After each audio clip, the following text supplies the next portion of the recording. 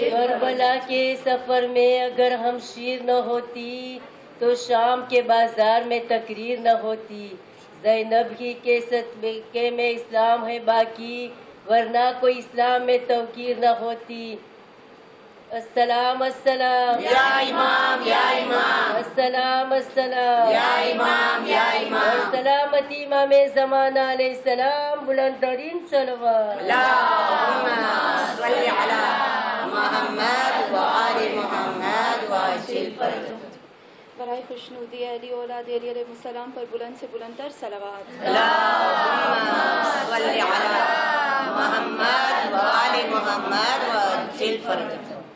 برائے خوشنودی امام زمان علیہ السلام کے لیے بلند سے بلند تر صلوات. اللہم صلی علی محمد و آل محمد و عجل فرجهم.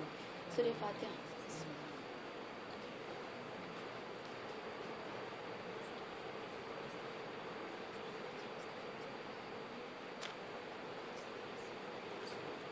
أعوذ بعزة الله الملك الحق المبين من شر ذي شر في العالمين. الصلاة والسلام على صاحب الدعوة النبوية والصولة الحيدرية والعصمة الفاطمية والحلم الحسنية والشجاعة الحسينية والعبادة السجادية والمآثر الباكرية والآثار الجعفرية والعلوم الكاظمية والحجج الرزبية والجود التكبية والنقاوة النكبية والهيبة العسكرية والغيبة إلهية القائم بالحق. اللہم صلی علی محمد و آل محمد و عجل فرجهم. اللهم صل على فاطمة وأبيها وبعلها وبنيها وسر المستضعفيها بعدد ما أحاط به الملك. صلوات. اللہم صلی علی محمد و آل محمد و عجل فرجهم.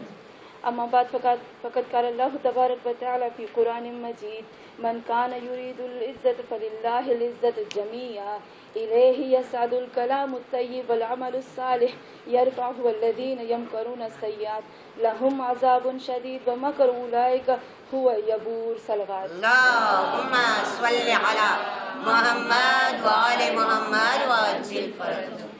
ہاں مومنات، سورہ فاتر کی آیت نمبر 10 میں پروردگار عالم ارشاد فرماتا ہے. سورہ فاتر کی آیت نمبر 10 میں اللہ کیا کہتا ہے؟ من کان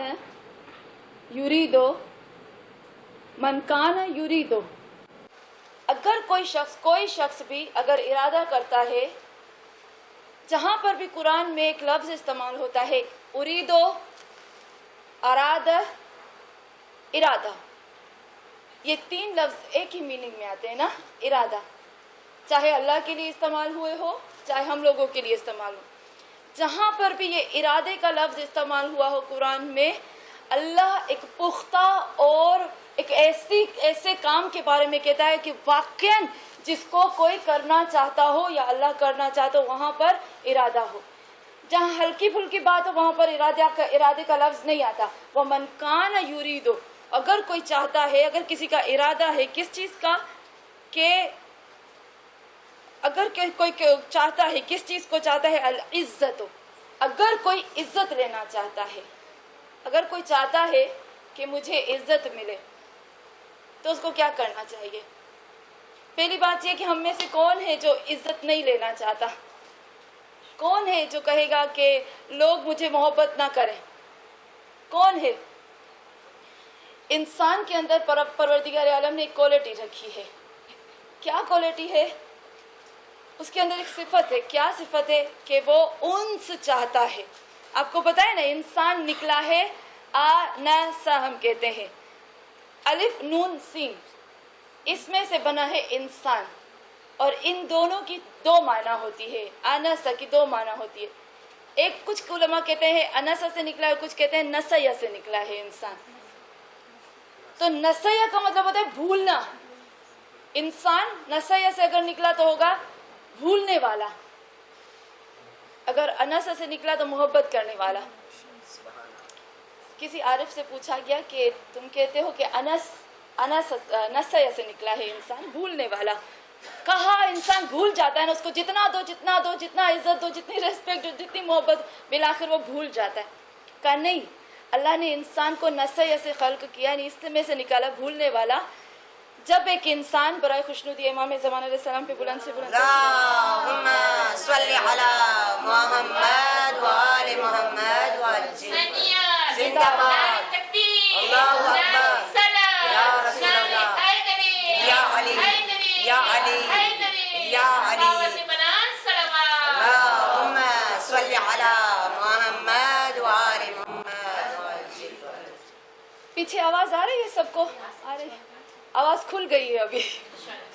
हाँ मोमिनात, तो किसी आवाज खुल गई अभी तना वालों को वादा कर लिया है मुझसे, बराए खुशनुदी अली औलाद अली अलैहि सलाम की अल्लाहुम्मा सल्लि अला मुहम्मद व आले मुहम्मद व अज्जिल। तो मोमिनात, किसी आलिम से पूछा गया नस्य, कहा नस्य यानी भूलने वाला, क्यों इंसान भूलता है, क्यों अल्लाह ने इंसान को भूलने वाला पैदा किया? तो उस वक्त वो आरिफ, जो खुदा का आरिफ था, उसने एक चीज़ बयान की, बहुत खूबसूरत बताई। कहा इंसान अगर किसी से मोहब्बत करता है, ये इंसान की सिफतों में से, क्वालिटी में से एक क्वालिटी है। मुझे नहीं पता हम में से कितनों ने किससे मोहब्बत की है, लेकिन जब एक इंसान किसी से मोहब्बत करता है, किसी से इश्क करता है, तो वो उसके इश्क में सब कुछ भूल जाता है सिवाय अपने माशूक के। उसको हमेशा दिमाग में ये रहता है। तो अल्लाह ने इंसान को ऐसे किया कि जब इंसान खुदा से मोहब्बत करता है तो इश्क इलाही में तमाम चीज़ों को भूल जाता है, इसलिए अल्लाह ने उसको भूलने वाला बनाया। ये हो गया निस्यान। अभी है उन्स। उन्स का मतलब होता है, हम कहते हैं ना मानूस, उन्स यानी मोहब्बत लेने वाला। तो हमारे अंदर अल्लाह ने ये रख दिया है, हमारे अंदर एक चीज़ मौजूद होती है कि हम उन्स लेते हैं। हमें चाहिए कि हमसे लोग मोहब्बत करें, हमें चाहिए। इंसान का दिल उस वक्त टूटता है जब उसके साथ बुरा सलूक करे, लोग उसको दूर करें अपने आप से। तो हाँ मोमिनात, अल्लाह ने ये सिफत हमारे अंदर रख दी है। अब अल्लाह ने जब हमारे अंदर ये सिफत रख दी तो अल्लाह खुद हमें बताता है कि तुम चाहते हो कि तुम्हें इज्जत मिले, तो तुम कौन कौन से ऐसे काम करोगे कि जिसमें से तुझे इज्जत मिलेगी। सबसे पहले अल्लाह ने खुद कुरान में कह दिया कि मन कान युरीदुल इज्जत, अगर कोई इरादा करता है, चाहता है कि मुझे इज्जत मिले, सबसे पहले दिमाग में ये रखना चाहिए फलिल्लाहिल इज्जत जमीआ, इज्जत जितनी है ना वो सिर्फ अल्लाह के लिए है। इज्जत जितनी है वो सिर्फ अल्लाह की ज़ात के लिए है। हाँ मोमिनात, एक बहुत बड़ा आलिम था, अभी की बात है, उसको एक बेहिजाब, हम कहते हैं, एक बेहिजाब औरत उसके पास आई।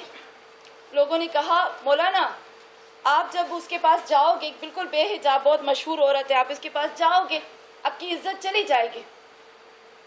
कोई एक्ट्रेस थी मेरे ख्याल में, कहा मौलाना आपकी इज्जत चली जाएगी क्योंकि आप उसके पास जाओगे, वो बेहिजाब है और वो एक्ट्रेस है, फिल्मी हीरोइन है, लोग उसके फ़ोटो खींचेंगे आपके साथ, मीडिया पे आएगा, न्यूज़ पे आएगा, फेसबुक पे आएगा, आपकी तो इज्जत चली गई। तो उसने क्या जवाब दिया? 2 जवाब दिए, मुझे इतने अच्छे उसके 2 जवाब लगे, बहुत अच्छे लगे। उसने कहा पहली बात ये कि जब इंसान सही सालिम होता है, सही और सालिम इंसान को डॉक्टर की ज़रूरत नहीं होती, बीमार को ज़रूरत होती है। तो जो ऐसे लोग गुनाहगार हैं ना, उनको हमारी ज़रूरत है। सही सालिम मुत्तकी परहेज़गारों को किस मौलवी की ज़रूरत पड़ेगी? तो कहा एक ये, और दूसरा यह कहा कि तुमने कुरान की आयत नहीं सुनी, मन कान युरीदुल इज्जत फलिल्लाहिल इज्जतु जमीआ। तुमने नहीं सुना कि अल्लाह कहता है कि अगर तुम चाहते हो इरादा करना इज्जत का, तो इज्जत का तमाम की तमाम अल्लाह की। और जो मुझे इज्जत दी हुई है ना, अल्लाह ने मुझे इज्जत दी है मेरे रब ने, और मैं चाहता हूँ कि उसके ऊपर खर्च कर दूँ, जो उसने दिया है मैं उसके लिए खर्च कर दूँ। तो जब मैं उसके ऊपर खर्च कर दूँगा तो वो कितना मुझे देगा। मैं सूरह मोमिनून की आयत पढ़ रही थी, आखिरी आयत है ना, जिसमें परवरदिगार आलम कहता है कि मैंने नुतफे से अलके से मज़गा और ये सब बनाया। तो मुझे इतना अच्छा, आखिर में अल्लाह कहता है हसनुल खालिकीन, अल्लाह कहता है मैं तुम्हारी बॉडी में से एक सेल्यूलर कहते हैं ना फ्रेंच में, मैं तुम्हारी बॉडी में से एक सेल्यूलर लेता हूँ, اور سیل تمہارا لے کر تمہیں خوبصورت اولاد کے روپ میں ایک بڑی سی نعمت دیتا ہوں. ایک سیل لیتا ہوں، پوری فیکٹری سیلولر کی تمہیں واپس کر دیتا ہوں. تو تم سوچو، ایک چھوٹی سی چیز تجھ سے لیتا ہوں، ایسی چھوٹی سی چیز جس کا کہیں پتہ نہیں چلتا. ایک چھوٹی چیز لینے کے بعد تمہیں میں کتنی بڑی نعمت دیتا ہوں کہ تمہاری پوری نسل پھر آگے اس سے چلتی ہے. یعنی ایک سیل ہمارا لیتا ہے اور اتنا ہم کو دیتا ہے. تو اس نے مولوی نے کہا کہ میں جب اس کے لیے اپنی عزت خرچ کروں گا تو وہ مجھے کتنی عزت عطا کرے گا. دی بھی اس کی ہے، خرچ بھی اس کے لیے کروں گا، واپس لوٹا دے گا. نعرہ تکبیر، اللہ اکبر، نعرہ رسالت، یا رسول اللہ، نعرہ حیدری، یا علی، محمد و آل محمد صلوات، اللہم صلی علی محمد و آل محمد وعجل فرجهم. ہاں مومنات، پھر اس آیت کا ترجمہ کر کے اپنے اصل مقصد کی طرف آؤں گی. پھر اس آیت میں اللہ نے اتنا خوبصورت ایک چیز مجھے اس میں نظر آئی. اللہ کہتا ہے الیہ یصعد الکلام الطیب. جتنے بھی کلام طیب ہیں، جیسے کچھ علماء کہتے ہیں کلام طیب کا مطلب ہوتا ہے کہ اشہد ان لا الہ الا اللہ، اشہد ان محمد رسول اللہ، اشہد ان امیر المومنین، یا لا الہ الا انت سبحانک انی کنت من الظالمین، یا جتنے بھی ہم کہتے ہیں تسبیحات اربعہ ہیں، ان سب کو کہا جاتا ہے کلام طیب. اسپیشلی کلام طیب جو ہے نا، ہمارے پاس کلام طیب ہمارے پاس 3 ہے: توحید، نبوت، امامت، اس کی اولاد، ایک امانت الہی. تو اللہ کہتا ہے کہ یہ جو کلام طیب ہے، یعنی جب تم توحید، نبوت، امامت کے لیے کام کرتے ہو، جب تم خدا کی ذات کے لیے کام کرتے ہو، تو یاد رکھو کہ جب تم عبادت کرتے ہو تو جتنے بھی یہ تیرے کلمے ہیں، یہ لفظ ہے، یہ اللہ کے طرف اوپر جاتے ہیں. سدرۃ المنتہا، سدرۃ المنتہا ہم میں سے کس کس نے سنا ہے؟ سدرۃ المنتہا ڈیٹیل سے پڑھا ہے آپ نے سدرۃ المنتہا کے بارے میں؟ ڈیٹیل سے. سدرۃ المنتہا کا اگر آپ ڈیٹیل سے پڑھو گے تو آپ کو مل جائے گا. معراج رسول کے بارے میں ملتا ہے کہ جب رسول خدا معراج پہ گئے تو سدرۃ المنتہا سے آگے نہیں گیا تھا حضرت جبرائیل. سدرۃ المنتہا ایک جھاڑ ہے، ایک درخت ہے جو سب سے اوپر ہے. اس سے اوپر کوئی مخلوق نہیں جا سکتی ہے سوائے میرے حبیب کے. حبیب خدا کے علاوہ کوئی نہیں جا سکتا ہے. یہ سدرۃ المنتہا ہے. جب کوئی پاک اور پاکیزہ مومن ہوتے ہیں نا، تو ان کی ارواح جو ہوتی ہے، جو ان کی روح ہوتی ہے، وہ ان کو لے جاتے ہیں اوپر اوپر اوپر اوپر سدرۃ المنتہا تک. یہ انتہا ہے. ہمارے اعمال، جیسے ہم کہتے ہیں نا ہمارے پاک اور پاکیزہ اعمال ہوتے، وہ جاتے ہیں سدرۃ المنتہا تک. اس سے آگے نہیں جاتا. اللہ کرے کہ جاتے ہو، اللہ کرے کہ پہنچ جاتے ہو. خدا نے 2 چیز بتائی. کہا جب تم عبادت کرتے ہو تو تمہاری عبادت اوپر جا رہی ہوتی ہے. ایک وقت ہوتا ہے کہ ہم نماز پڑھتے ہیں، ہم ذکر کرتے ہیں، ہم خیرات کرتے ہیں، ہم صدقہ کرتے ہیں، ہم سب پتہ نہیں کیا کیا کرتے ہیں. اللہ کیا کرتا ہے؟ فرشتے کو بھیجتا ہے، سفید کپڑے میں ہماری عبادت کو لپیٹ کے لے جاتا ہے. دوسرے فرشتے پوچھتے ہیں تم کیا لے جا رہے ہو؟ کہتے ہیں میں اللہ کے بندے کی ایک عبادت کو لے کے جا رہا ہوں، اوپر لے جا رہا ہوں. کہا کتنا اوپر آتا ہے، یہاں تک کہ قریب ہوتا ہے کہ سدرۃ المنتہا تک پہنچے. وہاں سے پروردگار عالم اس عبادت کو فوراً لیتا ہے اور اس بندے کے منہ پہ مارتا ہے. قریب ہو کے سدرۃ المنتہا میں پہنچے، حدیث میں ہے. وہاں سے اللہ لیتا ہے، بندے کے منہ پہ مارتا ہے. کیوں؟ کیونکہ یہاں اس آیت میں کلیئر اس چیز کو بتاتے ہیں. کیا کہتے ہیں کہ الیہ یصعد الکلام الطیب. تم کلام طیب جو پڑھتے ہو وہ اس کی طرف اوپر جاتا ہے، لیکن ایک وقت ہے کہ وہ وہیں پر رک سکتا ہے. تو اس کو رکنا نہ پائے اور وہ سدرۃ المنتہا پہ جا کر ٹھہرے تو اس کو ایک اور چیز وہاں پہنچاتی ہے. کہاں؟ کون سی ہے وہ چیز؟ اس چیز کا نام ہے والعمل الصالح یرفعہ. انسان کے جو اعمال ہوتے ہیں، انسان کے جو کام ہوتے ہیں، وہ ان کو سدرۃ المنتہا تک ٹھہرا دیتا ہے. یہ قرآن کہتا ہے، یہ حدیث کہتی ہے. ورنہ اس کے جتنے یہ کلمے طیب ہے، عبادت ہے، ساری کی ساری اس کے منہ پہ مار دیتی ہے. میں نماز شب پڑھتی ہوں، روز نماز شب پڑھتی ہوں. میں تو کبھی پڑھتی ہوں، کبھی نہیں پڑھتی. کبھی پڑھتی ہوں تو 3 رکعت پڑھتی ہوں. یہ تو اللہ کا اور میرا معاملہ ہے. کبھی تو نہیں بھی پڑھتی ہوں. لیکن کوئی بہت کہتے ہیں میں تو 15 25 30 سال تک ریاکاری کرتے ہیں. میں تو سب کو بتا دے میں تو نماز شب پڑھنے والی اور میں کہاں سے غیبت کروں گی. اللہ کہتا ہے یہ لو تیری 35 سال کی پکڑو گئی. میں نے تو اتنے غریبوں کی مدد کی. اللہ کہتا ہے سدرۃ المنتہا تک ابھی نہیں پہنچا ہے, یہ پکڑو اپنے پاس رکھو, مجھے اس کی ضرورت نہیں ہے. 2 اعمال انسان کے منہ پہ مارے جاتے ہیں, پتا ہے آپ کو؟ 2 اعمال, ایک یہ میں نے ابھی بتایا, ایک وہ. میں بہت ڈرتی ہوں, اس سے نہیں ڈرتی ہوں لیکن اس سے ڈرتی ہوں جو ابھی بیان کرنے جا رہی ہوں. اس سے میں بہت ڈرتی ہوں, اس چیز سے. وہ کون سی ہے؟ رسول خدا نے کہا میں اپنے مسلمانوں میں شرک کا خوف نہیں رکھتا, لیکن ایک شرک بہت خطرناک میرے مسلمانوں میں ہوگا. پوچھا گیا یا رسول اللہ کون سا؟ کہا ریا, شرک اصغر, جو دبے پاؤں انسان کے اندر, ریاکاری. اچھا ریاکاری میں کیا ہوتا ہے؟ بہت خطرناک حدیث ہے. میں کیونکہ میرا ٹاپک نہیں تھا اس لیے میں اس کی عربی نہیں لائی. ریاکاری میں یہ ہوتا ہے, اللہ کہتا ہے میں نے ابھی آپ کو بتایا, اللہ کہتا ہے میں بڑا سخی ہوں, میرا دل بہت بڑا ہے. اللہ کہتا ہے میں ایک سیل لیتا ہوں نا, میں آپ کو پوری سیلولر کی فیکٹری کر کے واپس کرتا ہوں. میں اتنا بڑا ہوں, اپنا حصہ بھی دے دیتا ہوں. اگر کوئی انسان دکھاوے کے لیے کوئی بھی کام کرتا ہے, چاہے مخلوق میں سے, چاہے خالق میں سے, چاہے اپنی ذات کے لیے, اگر کوئی دکھاوے کے لیے ریاکاری میں کام کرتا ہے تو اس کے 2 پارٹ بن جاتے ہیں. ایک اللہ کا حصہ ہو جاتا ہے, ایک اس کے لیے دوسرے انسان کے لیے ہو جاتا ہے نا. ایسے ہوتا ہے نا. حدیث میں ہے نماز لوگوں کے سامنے نماز پڑھو تو جلدی پڑھو, اور اکیلے میں پڑھو تو اتنے لمبے لمبے سجدے کرو کہ صبح کی نماز کا وقت ہو جائے, عشاء سے لے کر صبح. اکیلے میں رہو تو ایسے رہو, لوگوں کے سامنے جلدی جلدی. ایسا نہیں جلدی میں کہ صرف ٹکر ماری زمین کو اور اٹھ کے کھڑے ہو گئے, ایسا بھی نہیں. البتہ کہ ذکر کو کمپلیٹ ادا کرنا چاہیے. تو ہاں مومنان, جب ہم خدا نہ خواستہ ہم ریاکاری کرتے تو ہمارے 2 حصے ہو جاتے ہیں ریاکاری کے. ایک ہوتا ہے وہ پارٹ جو اللہ کے لیے ہے, ایک ہوتا ہے وہ پارٹ جو ہم نے کسی انسان کے لیے کیا. تو پروردگار عالم کیا کہتا ہے؟ کہتا ہے میں اتنا سخی ہوں کہ میں اپنا حصہ اسی بندے کو دے دیتا ہوں جس کو تم نے میری عبادت میں شامل کیا, اور لیکن یاد رکھنا اس کا اجر بھی اسی سے لینا. میرے کندھوں پر اب تمہارا کوئی اجر نہیں. یہ سب سے خطرناک چیز ہے, یہ سب سے. اب کس سے انسان کام بھی کرے اجر بھی نہ ملے تو سب سے بڑی خطرناک چیز ہوئی. تو ہاں مومنات, عمل صالح.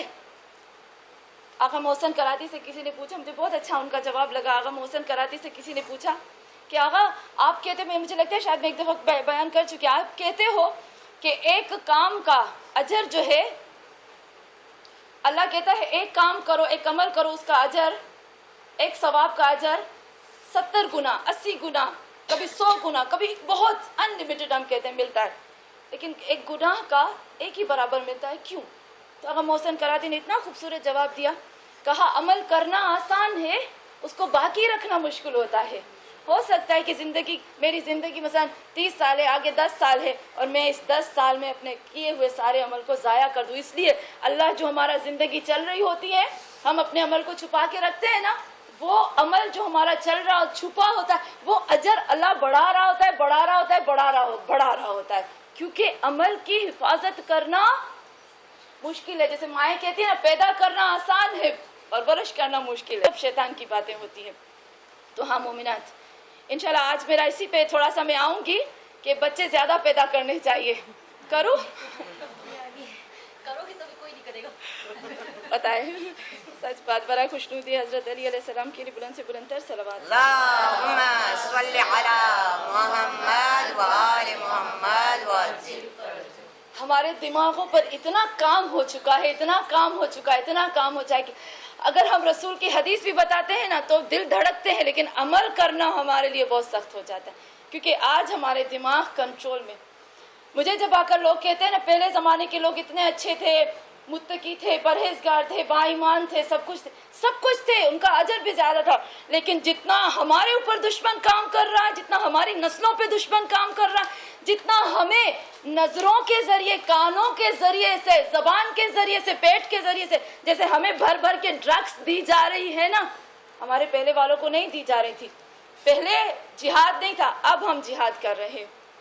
تو ہاں مومنات, پھر آگے خداوند عالم خود فرماتے ہیں والذین یمکرون، اور جنہوں نے بھی یمکرون السیئات لہم عذاب شدید، اور جنہوں نے بھی اللہ کے ساتھ بہانے بازی کی، والذین یمکرون السیئات، جنہوں نے بھی بہانے بازی کی اور ان بہانے بازیوں سے اپنے لیے برائیوں کو چوز کیا. آپ سمجھتے ہیں نا بہانے بازی کیسے ہوتی ہے؟ اپنے نفس کی خوشی کے لیے اللہ کے قانون کو بدلنا چاہا، اپنے نفس کی رضا کے لیے، لوگوں کی خوشی کے لیے کیا بہانہ کیا؟ نہیں میں تو مجبور ہوں، میں تو ایسے ہوں، میں تو ایسے ہوں. ایسی کیا مجبوری ہو جاتی ہے کہ جو میرے اور میرے اللہ کے بیچ میں رکاوٹ آتی ہے؟ زندگی سے بڑھ کر کوئی چیز نہیں ہوتی ہے. تو ہاں مومنان، اللہ کہتا ہے میں سب کے مکر اور فریب کو جانتا ہوں. یاد رکھنا جو بھی میرے ساتھ والذین یمکرون السیئات، اور جس نے بھی اللہ کے ساتھ برائیوں کے طریقے سے مکر کیا، تو خدا کہتا ہے کہ میں سب کے مکر کو ان المکر اللہ جمیعا، تمام کا تمام مکر خدا کی ذات کے. لیکن یاد کرو جو مکر کرتے ہیں ان کے لیے کیا ہے؟ لہم عذاب شدید، ان کے لیے شدید ترین عذاب ہے. ہم کہتے ہیں ہم اللہ کے ساتھ مکر، ہم اللہ کے ساتھ مکر نہیں کر سکتے، کیونکہ قرآن کی آیت ہے، ایک آیت ہے مجھے ابھی ذہن میں نہیں آ رہی، لیکن اس کا پورا ترجمہ یہ آپ لوگوں کو میں پڑھوں گی، وہ آیت آ جائے گی ذہن میں. اللہ کہتے ہیں ہاں بل الانسان علی نفسہ بصیرہ، پڑھا ہوگا نا قرآن میں، بل الانسان علی نفسہ بصیرہ، انسان کو پتا ہوتا ہے کہ یہاں میں دھوکہ دے رہا ہوں، یا میں مکر کر رہا ہوں، یا میں فریب کر رہا ہوں، یہاں میں کام کر سکتا ہوں، یہاں میں کام نہیں کر سکتا. تو اللہ کہتا ہے بل الانسان علی نفسہ بصیرہ، انسان کو اپنے کردار، اپنے اعمال، اپنے مکر، اپنے فریب، اپنے دھوکے، اپنے جہاد سب کا پتہ ہوتا ہے، لیکن اس کے باوجود وہ سمجھتا ہے کہ میں اللہ کو دھوکہ دے سکوں گا. خدا کو کبھی کوئی دھوکہ نہیں دے سکتا. پھر کہتا ہے وَمَكَرُوا أُولَٰئِكَ هُوَ يَبُورُ، اگر کسی نے مکر کیا خود اس نے اپنے آپ کو ہلاک کر دیا. اللہ کہتے ہیں میرے اوپر کوئی فرق پڑنے والا نہیں ہے. تو ہاں مومنات، ہم دیکھتے ہیں کہ عزت، ہم اللہ سے کہتے ہیں عزت، خدایا ہمیں عزت دے دو. عزیز، ہم کہتے ہیں عزت نکلا ہے عزیز سے. عزیز کی میننگ کیا ہوتی ہے؟ عزیز کس سے نکلا ہے؟ پھر کہیں گے کہ مقصود آنٹی فلسفہ پڑھتی ہے. عزیز، عزت کی روٹ میننگ کیا ہوتی؟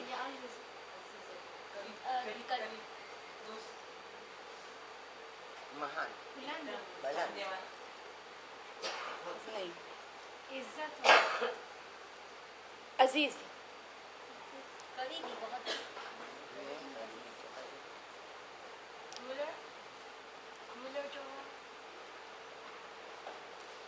عزیز کا مطلب ہوتا ہے کہ اتنا مضبوط، اتنا مضبوط، اتنا مضبوط کہ اگر اس کے اوپر کچھ مارا جائے تو اس میں سوراخ یا کھانا نہ ہو.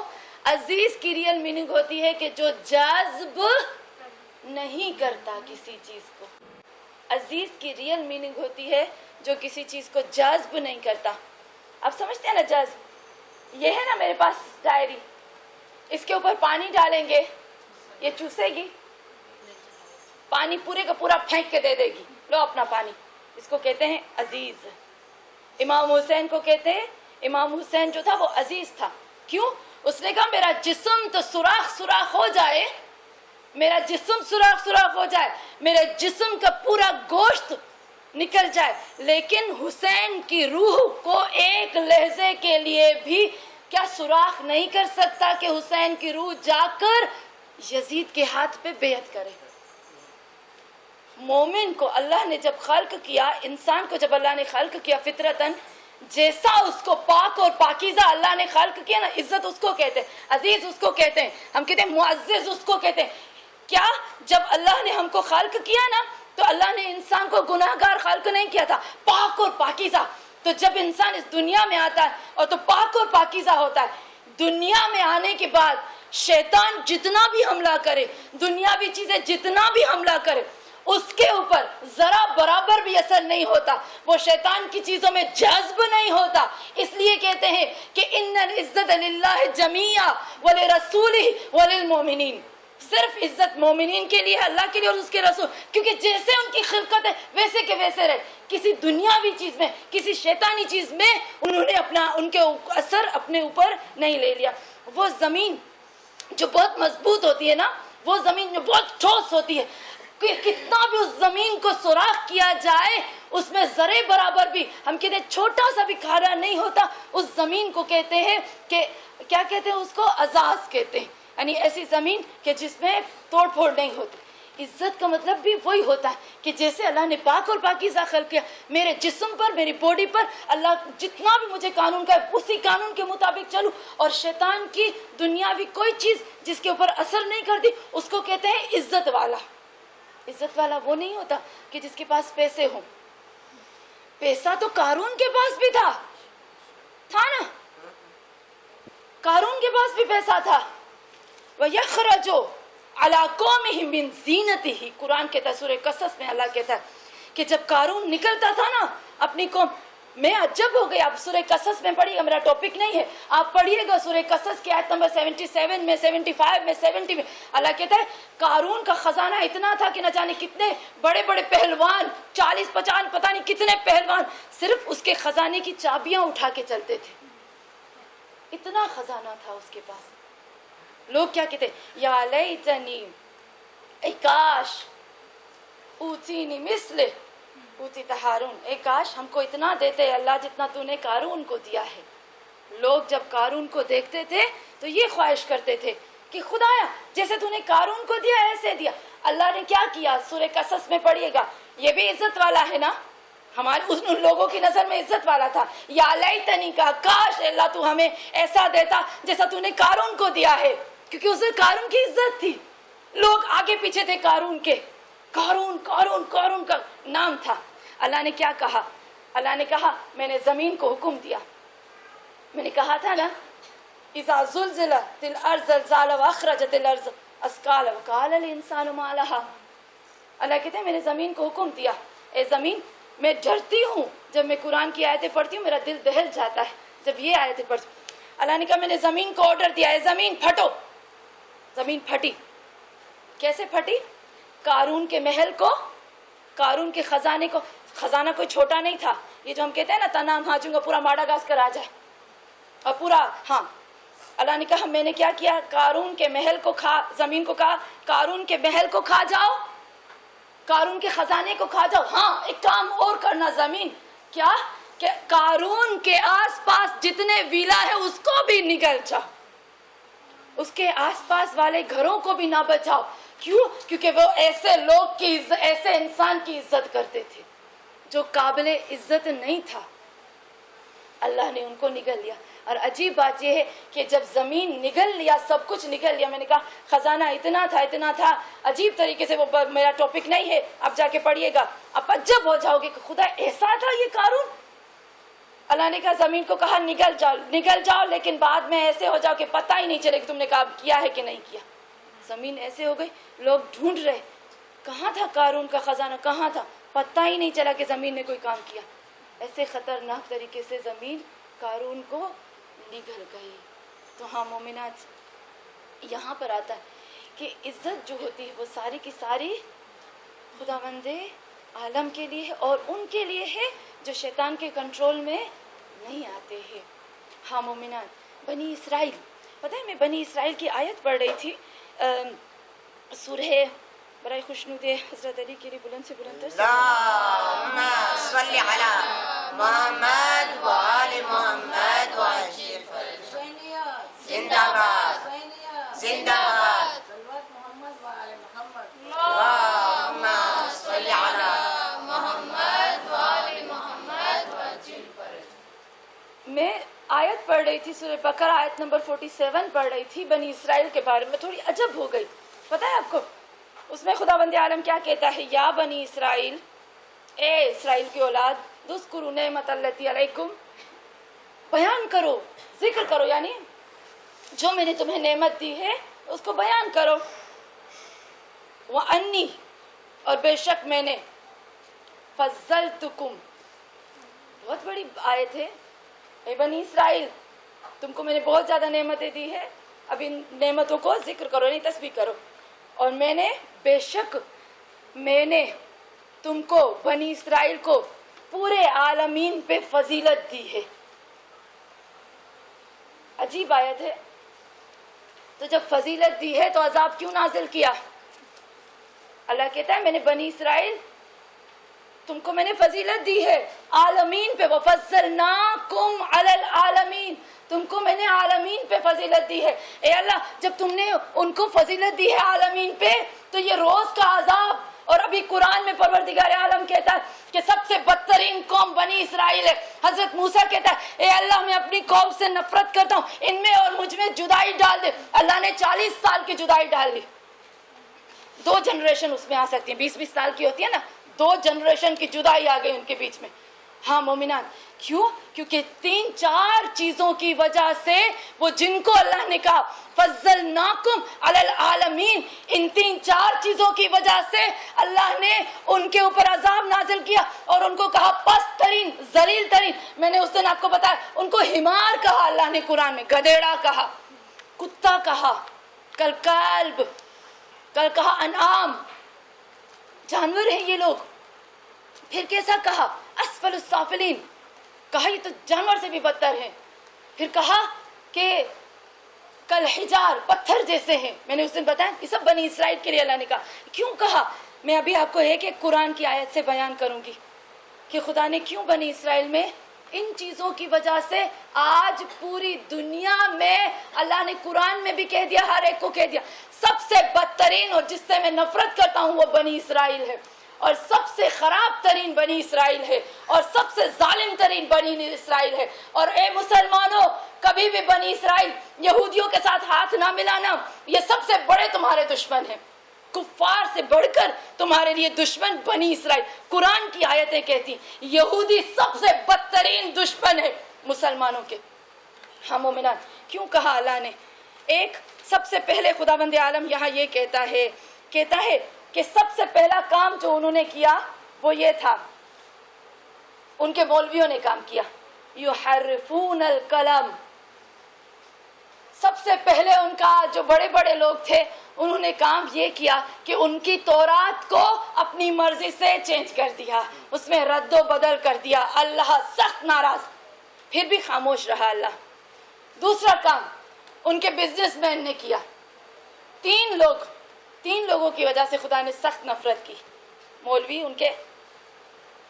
اللہ کا شکر ہے کہ ہمارے مولویوں کو جتنا بھی دیا جائے نا، ہمارے مولویوں کو شہید شہادت قبول کرتے ہیں، لیکن قرآن میں زیر زبر کا بھی نہیں چینج کرتے۔ نعرہ تکبیر، اللہ اکبر، نعرہ رسالت، یا رسول اللہ، نعرہ حیدری، حیدری، حیدری، علی و اولاد علی، آواز بلند صلوات۔ اللہم صلی علی محمد و آل محمد و عجل فرج۔ اسی لیے خداوند عالم نے کہا کہ رسول خدا نے فرمایا کہ میری امت کے جو علماء ہیں وہ بنی اسرائیل کے نبیوں جتنا رتبہ رکھتے ہیں، کیونکہ وہ آج بھی شہادت ہے ہمارے علماء کی عام، شیعوں کی البتہ ہمارے علماء کی شہادت عام ہوتی ہے، کیونکہ وہ کسی کے کہنے پہ نہیں چلتے، اللہ کے کہنے پہ چلتے، البتہ کہ وہ حق والے ہوں۔ اچھا، پھر اس کے بعد 3 لوگ میں نے کہا، مولوی، بزنس مین اور عام لوگ، تینوں نے گڑبڑ کی، جس کی وجہ سے خداوند عالم کہتے ہیں وباؤ بغضب اللہ، انہوں نے اپنے ہاتھ سے خود اپنے اوپر اللہ کا غضب ڈال دیا۔ اب اچھا، ان کے جو بزنس مین تھے، جو بزنس کرنے والے تھے، انہوں نے کیا کام کیا؟ اللہ کہتا ہے کہ وَآخِذُهُمُ الرِّبَا، سود کھانا شروع کر دیا، بیاج کھانا شروع کر دیا، جس کی وجہ سے میں نے ان کے اوپر لعنت بھیجنا شروع کر دی۔ پھر اللہ کہتا ہے تیسرا کام ان کی عوام نے کیا، جس کی 3 چیزوں کی وجہ سے ان کی عزت چلی گئی۔ تیسرا کام ان کے عام لوگوں نے کیا۔ کیا کیا؟ حضرت موسیٰ سے کہا اِنَّا ہَاهُنَا قَاعِدُونَ، سورہ مائدہ میں اللہ فرماتا ہے، موسیٰ سے کہا، جب حضرت موسیٰ نے کہا کہ ایک ظالم بادشاہ آ گیا، چلو ہم جا کر اس سے لڑتے ہیں اور اپنا جو حق ہے وہ چھینتے، کہا اے موسیٰ اِنَّا ہَاهُنَا قَاعِدُونَ، ہم یہاں بیٹھے ہیں، تم جاؤ جنگ کرو، لڑائی کرو، جب جیت جاؤ تو ہمیں لینے آ جانا، جب جیت جاؤ تو ہمیں آ کے لے جانا۔ جی تین یہ چیز کیا ہے؟ یہ جو عوام میں ہے نا وہ یہ ہے، ایک ڈرپوک تھے اور جہاد سے بھاگتے تھے. جہاد کی ابھی میں نے کس میں بتائی نا، جہاد سے بھاگتے تھے. ہمارے بھی کچھ لوگ الحمدللہ ایسے ہوتے ہیں، جب باہر جاتے ہیں، جب شوپرائٹ جاتے ہیں کھانے کے لیے، میں نے کہا تھا یہ آج کل ہم جہاد میں جی رہے ہیں، تو وہ سوچتے ہیں میرے پاس اتنا ٹائم نہیں ہے، بس جو ملتا ہے لے لو کھا لو کہ میرے پاس ٹائم. ارے بابا یہ جہاد ہے، تم جہاد سے بھاگو نہیں. بنی اسرائیل جہاد سے بھاگے، اللہ نے عزت واپس لے لی. کہا فضلناکم علی العالمین، تم کو فضیلت دی ہے عالمین پہ. پھر کہا وباؤ بغضب اللہ، پھر وہ فضیلت غضب میں بدل گئی. کیوں؟ کیونکہ انہوں نے یہ 3 کام کیا. اپنے کلام پہ، میں کہوں گی اپنے کلام پہ ٹھیک طریقے سے عمل نہیں کیا، اپنے کلام کو غلط سمجھا، اس کی غلط تفسیر کی، اس میں رد و بدل کر دیا، اور پھر یہاں ربا کھانے بیٹھ گئے، سود کھانے بیٹھ گئے. پیسے دیتے تھے، آرام سے بیٹھتے تھے، پیسے آتے تھے، کھا لیتے تھے. سستی، آڑس، ڈرپوک، جہاد سے بھاگنے والے، جس کی وجہ سے پروردگار عالم نے اپنی دی ہوئی عزت ان سے چھین لی.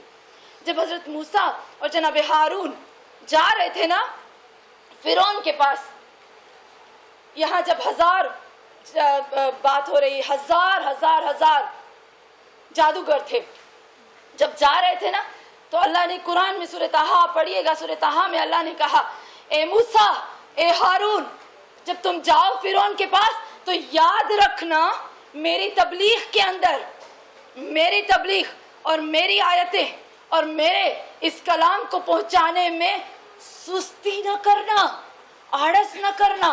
اگر آڑس کی تو تجھے میں پکڑ سکتا ہوں. یعنی یہ 3 چیزوں کی وجہ سے پروردگار عالم نے کیا کیا؟ عزت واپس لے لی. اور ایک عزت جو اللہ واپس لے لیتا ہے وہ ہوتی ہے ناشکراپن. اللہ دیتا ہے، ایک جگہ کہتا ہے میں نے ان کو دیا فکفرت، کفر کیا اس قوم نے، تو اللہ کہتا ہے میں نے بھی اس ناشکری کی وجہ سے ان سے سب کچھ چھین لیا. پھر اللہ کہتا ہے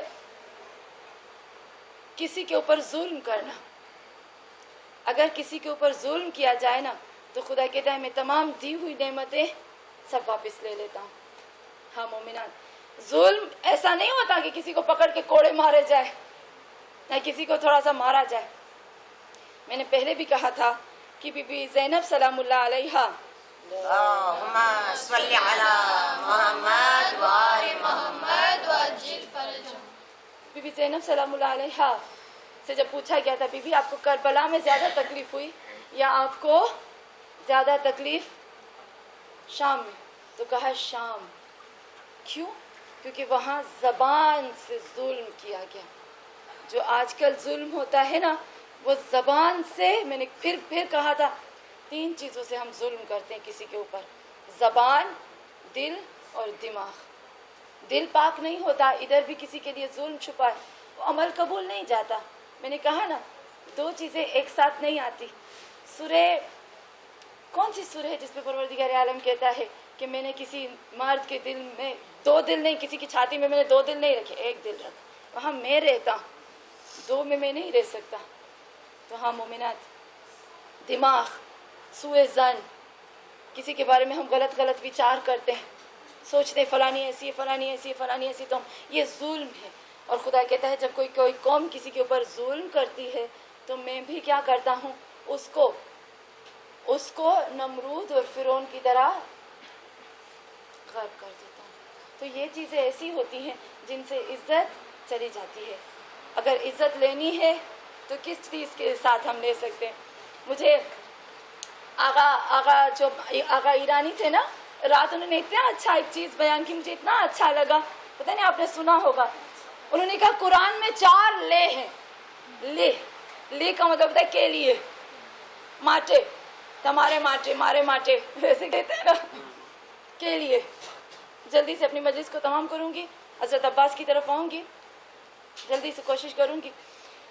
آقا نے اتنا اچھا کہا کہ انہوں نے تو فارسی میں کہا اور اردو میں کہا کے لیے، میں عربی میں کہتی ہوں لے، لام زیر ہوتی ہے نا عربی میں، اس کا مطلب ہوتا ہے کے لیے. تو کہا قرآن میں 4 ہیں لے، یعنی کے لیے، میرے لیے، لوگوں کے لیے، اللہ کے لیے، شیطان کے لیے. مجھے اتنا اچھا ان کا لگا، میرے لیے، لوگوں کے لیے, شیطان کے لیے اور اللہ کے لیے, 4 لیں. اسی طریقے سے قرآن میں 3 جمیعاً استعمال ہوا ہے, جمیعاً 3 استعمال ہوا ہے, وہ بھی بہت خطرناک ہے. اللہ کہتا ہے ان العزت للہ جمیعا, ان القوت للہ جمیعا, ان المکر اللہ جمیعا. یہ 3 جمیعاً استعمال. جمیعاً کا مطلب ہوتا ہے 100%, 99 نہیں, 100% شور. عزت اللہ کے لیے, قوت اللہ کے لیے, اور مکر پر چالاکی اللہ کے لیے. اللہ کے ساتھ کوئی بھی چالاکی نہیں کر سکتا. تو ہاں مومنان, عزت لینی ہے, عزت اپنے نفس کی بھی اور لوگوں کی بھی. ہمارا دین, ہمارا مذہب ہمیں ایک چیز سکھاتا ہے.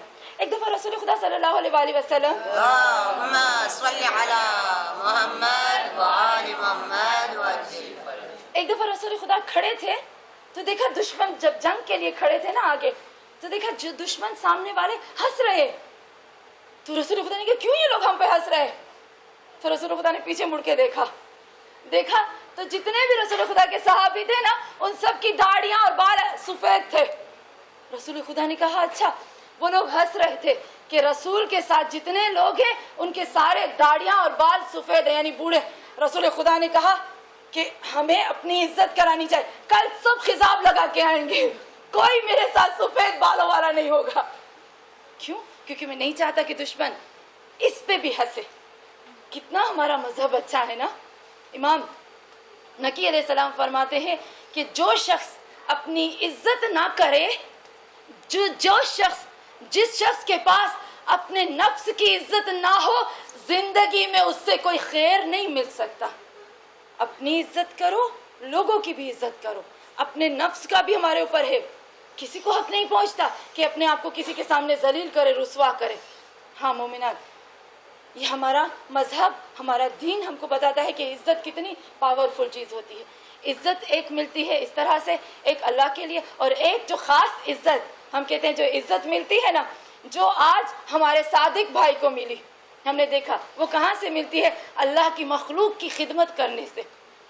اتنی اچھی حدیث ہے, میرے ذہن میں نہیں آ رہی کیا تھا وہ حدیث ہے, سید القوم خادمہ. ہاں میرے حبیب کی حدیث ہے, سید القوم, سردار, ایک قوم کا سردار وہ ہوتا ہے, ایک قوم کا سردار وہ ہوتا ہے جو اس کا خادم ہوتا ہے, جو اس کی خدمت کرتا ہے. سید القوم خادمہ.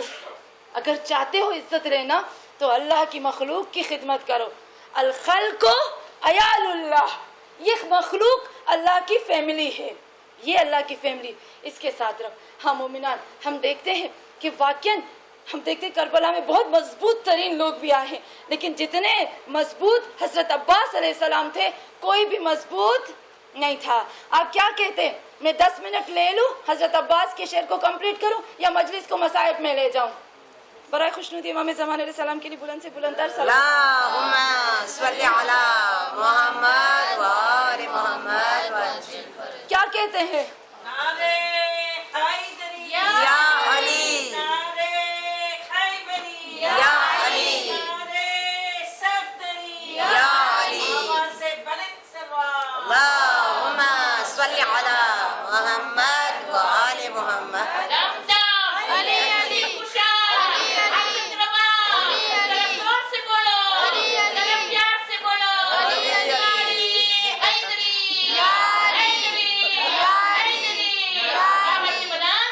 اللهم صل على محمد وآل محمد.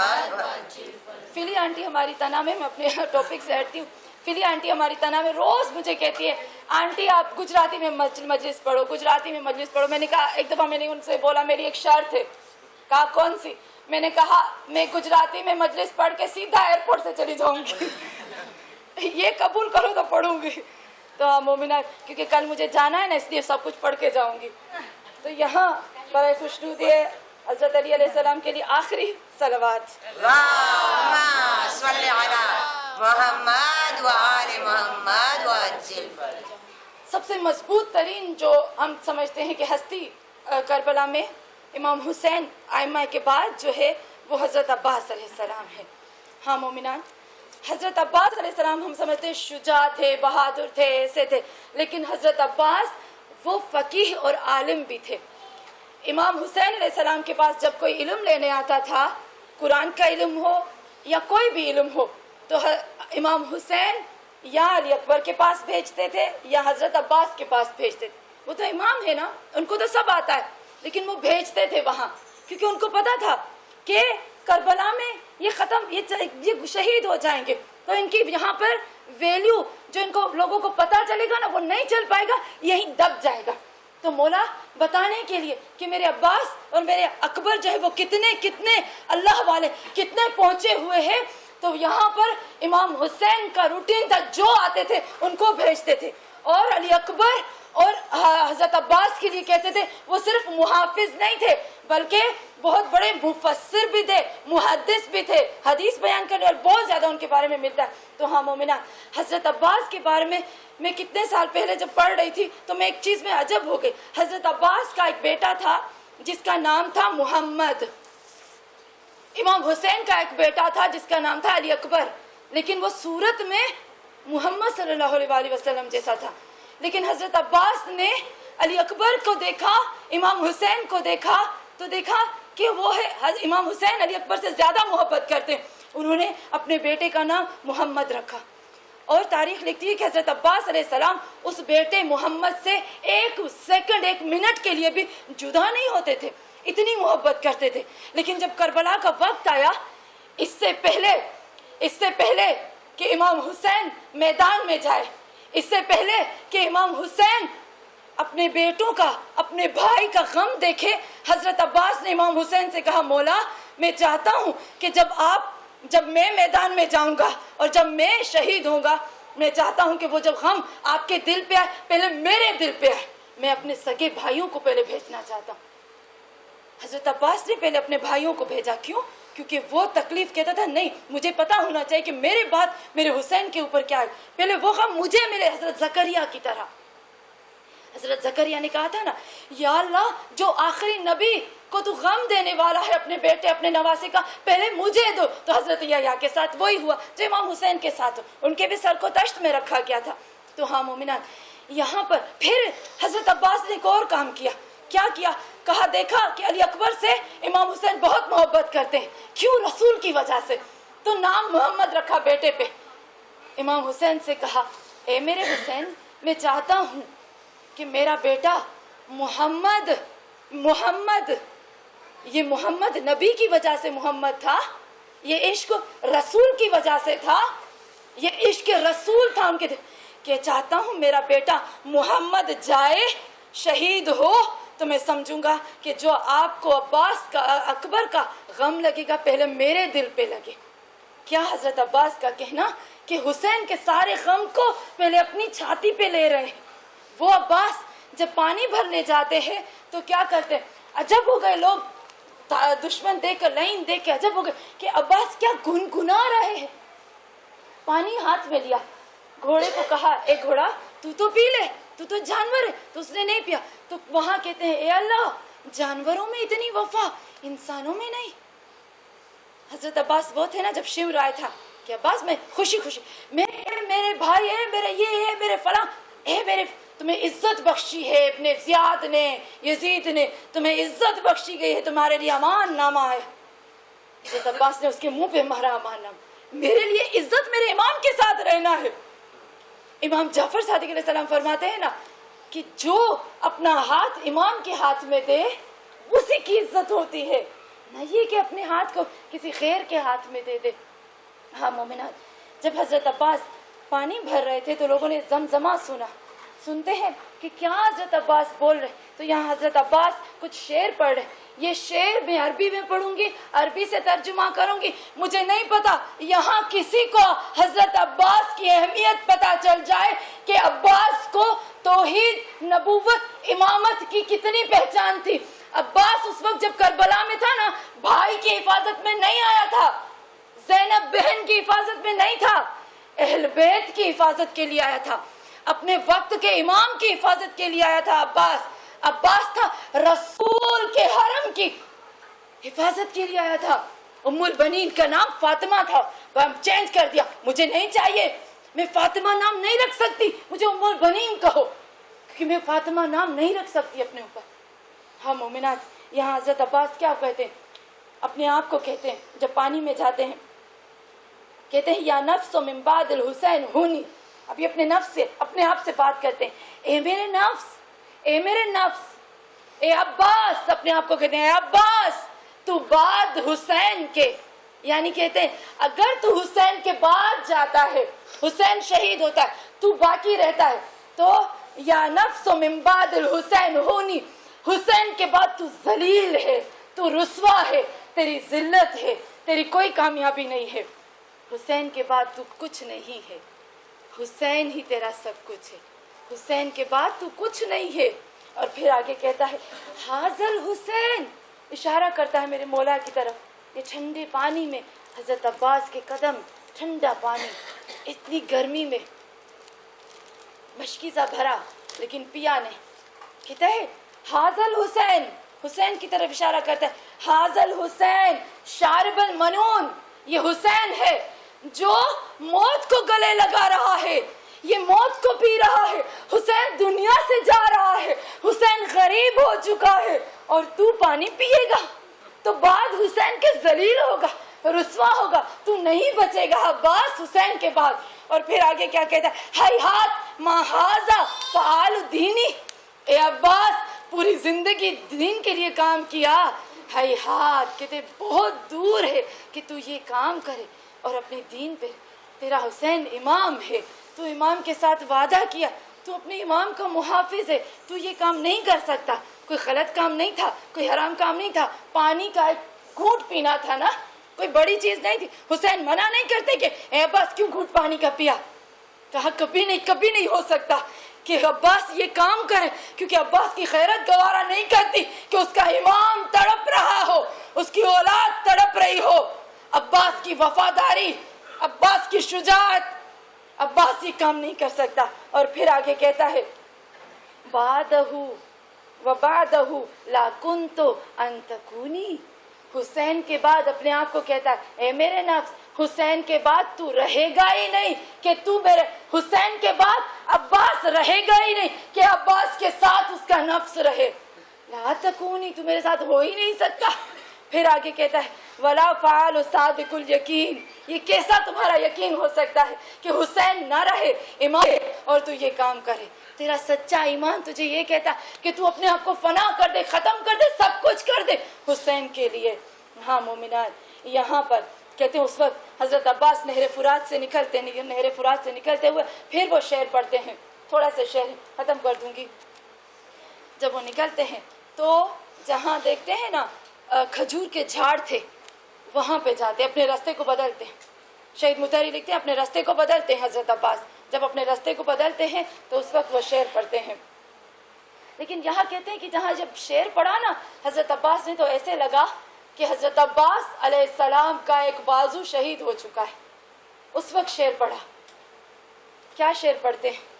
کہتے ہیں واللہ، مجھے اللہ کی قسم، ان تقطعونی یمینی، اللہ کی قسم اگر تو میرا سیدھا ہاتھ بھی قلم کر دے، قط کر دے، کاٹ دے، میرا سیدھا ہاتھ بھی کٹ دے، انی احامی، میں احامی کا مطلب ہوتا ہے پناہ دینے والا، حفاظت کرنے والا، نگہبان، محافظت، اللہ کی قسم اگر تو میرے سیدھے ہاتھ کو بھی کٹ کر دے تو کبھی بھی عباس حمایت سے ہاتھ، اہل بیت جو ہماری پناہ ہے، عباس ان کی حفاظت، ان کی پناہ سے ہاتھ نہیں ہٹائے گا۔ انی احامی ابدا، میں ہمیشہ ان کی حفاظت کرتا رہوں گا، اور ان کی حفاظت کروں گا، ان دینی، اور اپنے دین کی حفاظت کروں گا۔ آپ سوچو تو صحیح، عباس نے اہل بیت کی اور دین کی۔ پھر کہا وَأَنْ امام صادق الیقین، نہیں کہا اپنے بھائی، اپنے خون، اپنے باپ کے بیٹے، نہیں کہا کہ میں اپنے باپ کے بیٹے کی حفاظت کر رہا ہوں، نہیں کہا کہ میں اپنے بھائی کی، کہا ان امام صادق الیقین، میں اس سچے امام کی حفاظت کرتا ہوں جس پر مجھے سچا یقین ہے. عین الیقین ہوتا ہے نا, آنکھ سے دیکھا وہ یقین. جب انسان جہنم میں جاتا ہے نا اس وقت اس کو عین الیقین ملتا ہے. لیکن حضرت عباس اور حضرت علی وہ تھے, ان کو دنیا میں اللہ نے خود اپنے دین کا عین الیقین دیا. کہا میں اتنا سچا یقین رکھتا ہوں امام پر جو صادق الیقین ہے, کبھی بھی میں اس سے ہاتھ نہیں ہٹاؤں گا. احامی, میں مرتے دم تک اس کی پناہ کروں گا, اس کی حفاظت کروں گا. احامی یعنی خون جان دے کر بھی, اپنے آپ کو فدا کر کے بھی, اپنی جان دے کر بھی اس کو بچاؤں گا. پھر کہتے ہیں وہ کون ہے, وہ صادق الیقین کون ہے؟ یہ امامت کی بات ہو رہی, یہ امامت کا ذکر ہو رہا ہے. کہتے ہیں صادق الیقین کہتے ہیں نجل النبی طاہر الامین, وہ جو نبی کا بیٹا جس سے نبی کی نسل چلے گی, نجل جس سے رسول کی نسل چلتی ہے. اور وہ کون نبی؟ ابھی نبی کی نبوت کو بیان کر رہے ہیں. عجیب ہے, بی بی زینب بازار میں توحید نبوت امامت کو خلاصہ کر رہے ہیں. حضرت عباس کے بازو قلم ہو رہے ہیں. یہاں پہ بھی عجب بات ہے, امامت کو اور نبوت کو پروف کر رہے. ہم کہاں ہوتے, ہم تو گھر میں بیٹھ کر بھی نہیں کرتے. یہاں کہتے ہیں کہ وہ نبی جو طاہر ہے اور امین ہے. ابھی نبوت ہو گئی, پھر کہا, پھر رجز ان کے چینج ہو گئے, تھوڑا سا ہے, ان کا لہجہ بدل گیا. کیوں؟ کیونکہ ان کے دونوں کا ہاتھ قلم ہو گئے, ان کے دونوں ہاتھ شہید ہو گئے. عباس کے دونوں ہاتھ قلم ہو گئے. میرے مولا اب یہاں یہ کہتے ہیں, میں قربان ہو جاؤں عباس پر, کہ میرے مولا کہتے ہیں یا نفسو, یہاں عباس چھنی چھنی ہے. عباس سکینہ کی مشق کو بچانا چاہتا ہے, عباس سکینہ کی امانت کو بچانا چاہتا ہے. شہید مطہری کہتے ہیں عباس کے ہاتھ میں بہت سب سے قیمتی چیز تھی پانی, سکینہ اس کی محافظت کے لیے. عباس کہتا ہے یا نفس لا تخفی من الکفار, اے میرے نفس کافروں سے نہ ڈرو, یہ تو کافر ہے. لیکن یہاں ایسے لگتا ہے کہ عباس کا پورا جسم چھنی, دونوں بازو قلم ہو چکے. ایسا لگتا ہے میرے مولا کے شعر سے کہ میرے مولا گھوڑے پہ سنبھل نہیں پا رہے, زمین پہ آتے ہیں, اپنے آپ کو کہتے ہیں کہ وابشر برحمت الجبار, اے عباس تجھے خوشخبری ہے تیرے اللہ کی طرف سے کہ تو کامیاب ہو گیا. ماں نبی سید المختار, اس نبی کے ساتھ جو سید ہے, جس کو اللہ نے پہلے سے چوز کر دیا. قد کتو بغیہم یساری, بھلے میرے سارے ہاتھ قلم کر دو لیکن عباس کبھی بھی نہیں ہاتھ ہٹائے گا. ہاں زاداران امام, بس مصائب کی طرف آؤں گی. ہاں زاداران امام, جب میری بی بی زینب عباس کو چھوڑ کر جا رہی تھی نا, ایک شاعر کہتا ہے کہ عباس کو چھوڑ کر زینب کو جانا بڑا مشکل تھا. جب جا رہی تھی تو نہر فرات کی طرف دیکھ رہی تھی, عباس کی لاش بڑی اوپر تک آ رہی تھی. الغاز یہ قافلہ پہنچا ہے نا مدینے میں, جب یہ لٹا ہوا قافلہ آتا ہے تو قافلے میں ام البنین ہے, شیروں کی ماں کہتے ہیں نا, جب ایک ماں جب اپنے جوان بچے کو دیکھتی ہے بڑا فخر کہتے ہیں شیروں کی ماں. ارے وہ ام البنین آتی ہے نا تو پوچھتی ہے مجھے بتاؤ میرا حسین کہاں ہے, میرا حسین. ارے حسین کا پوچھا, بعد میں پوچھتی ہے میرا عباس کا. مروان بن حکم لکھتا ہے کہ ام البنین ارے جب تک زندہ رہی جنت البقیع میں, ارے ہر قبرستان میں جا کے گریا کرتی تھی. کیا کرتی تھی؟ ایسے گریا کرتی تھی کہ سب کو رلا دیتی تھی.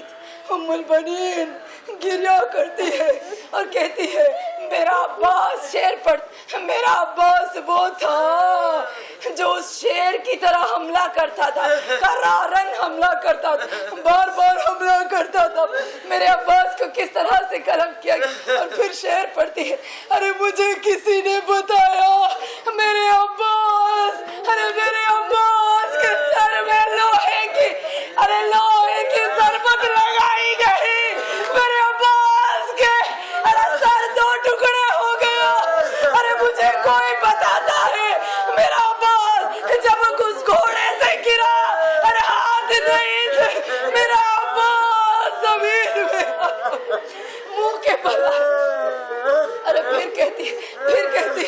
میرے عباس. پھر کہتی ہے یا بنیا عباسی. ارے میرے عباس بیٹا, مجھے معلوم ہے, مجھے پتا ہے تیرے ہاتھ نہیں تھے, تیرے ہاتھ ہوتے تو دشمن کبھی تیرے اوپر حملہ نہ کرتا. اللہ لعنت اللہ علی قوم الظالمین اولهم ومن آخرین آمین یا رب العالمین. وتقبل منا انک انت السمیع العلیم. یا اللہ ہماری اس چھوٹی سی چھوٹی عبادت کو قبول فرما. پروردگارہ تجھے واسطہ ہے محمد اور آل محمد مصطفیٰ صلی اللہ علیہ وآلہ وسلم کا. خدایا جتنی بھی ہم نے اس عشرے میں عبادت کی ہے, یا اللہ حضرت عباس, جناب ام البنین, پروردگارہ پنجتن کے صدقے میں, خدایا محمد اور آل محمد کے صدقے میں, قرآن ناطق قرآن صامت کے صدقے میں, یا اللہ اے پاک پروردگارہ ہماری اس عبادت کو قبول فرما.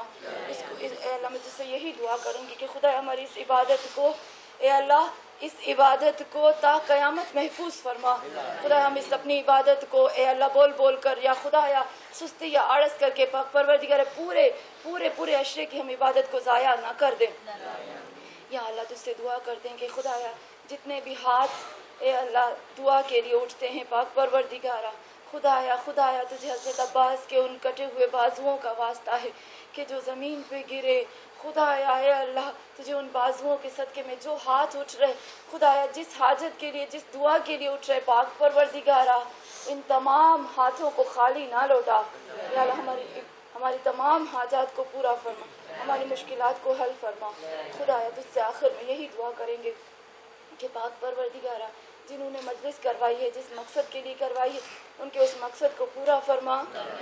اے اللہ جو ہمارے بھائی جن کا ایکسیڈنٹ ہو گیا, خدایا ان کو شفا عطا فرما, ان کو صحت اور زندگی عطا فرما. اے پاک پروردگارہ جس سے آخر میں یہی دعا کرتی ہوں کہ یا اللہ جو ہمارے صادق بھائی تھے, خدایا جنہوں نے تیری مخلوق کے لیے کام کیا, اے پاک پروردگارہ اپنی پاکیزگی میں خدایا ان کو جنت الفردوس عطا فرما, ان کے درجات کو بلند فرما. یا اللہ ہمارے امام مہدی آخر زمان کا ظہور جلد از جلد فرما, اور ایک سورہ فاتحہ ہمارے مرحوم بھائی کے لیے.